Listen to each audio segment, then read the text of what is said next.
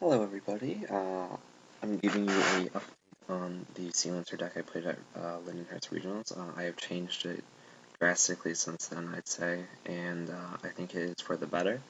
I also have recently acquired this video editing program, so I will be able to actually show my face and then transition into the actual DN deck list, which will make things a lot nicer. So let's get into that. To start off for changes, I now play triple Caius versus the double Lad I was originally playing in the other build. Lad didn't really prove to be very useful, so I placed it with the Caiuses because Caius is more of an out to things. Like I had a lot of issues with cards like Zenmaines and Gachi Gachi, and I really just needed a power card to be an instant out to things like that. Caius is also an instant out to pretty much anything, and he's really effective against decks that run dark monsters. Things I also changed is I now play one Veiler. I would run two, but I really just don't have the space. But yeah, that's just how that's evolved. I still run the 2 Moon Glaciers. My previous builds, I only ran one after Lindenhurst Regionals, but I felt like I never really drew it, and it was really effective at the Regionals that I felt like I should really run two again. So I put the second one back in. I now only run 2 Sea Lancers. I took up 1 Sea Lancer in order to make room for the tour guide engine. I felt like 3 Sea Lancers was too many, and I actually too often drew 2 of them in my opening hand, and they ended up being dead. So that was really not as effective as I want. The tour guide and Sangan are good. They replaced the Mother Grizzlies. Um, the tour guides and Sangans give me the same searches as Mother Grizzly, but to the hand, but also gave me the option to go in Leviair plays, and there's a really cool play you can do with Leviair and Daigusto Phoenix, where you summon a Ronin Totem, and then you make Leviair, and then you return the card you banished with Ronin Totem. You make Daigusto Phoenix, and you let Daigusto Phoenix make Leviair attack twice, and you can push for a lot of damage that way, and potentially OTK.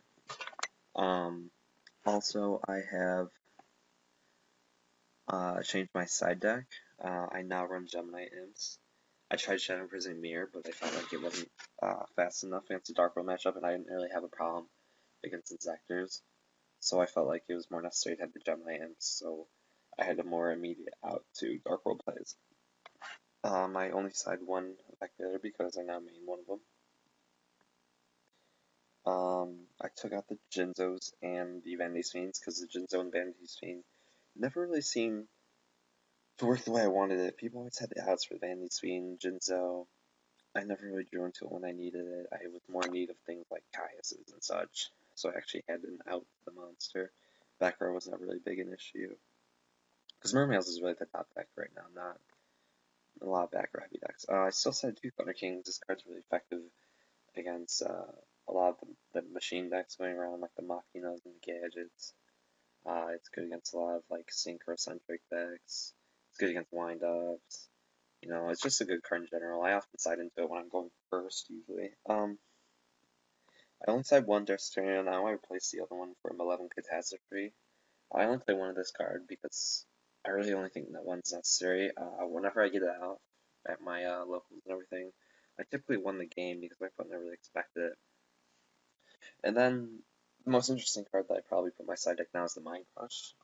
I side this in against Mermail Lantheans mostly because I can Mind Crush the cards they search for, and a lot of times I have a lot of issues dealing with their big explosive plays, so rather than deal with them, if I have the Mind Crush ahead of time, it's a lot more effective way. And since they search for everything, it's pretty obvious what they have in their hand all the time.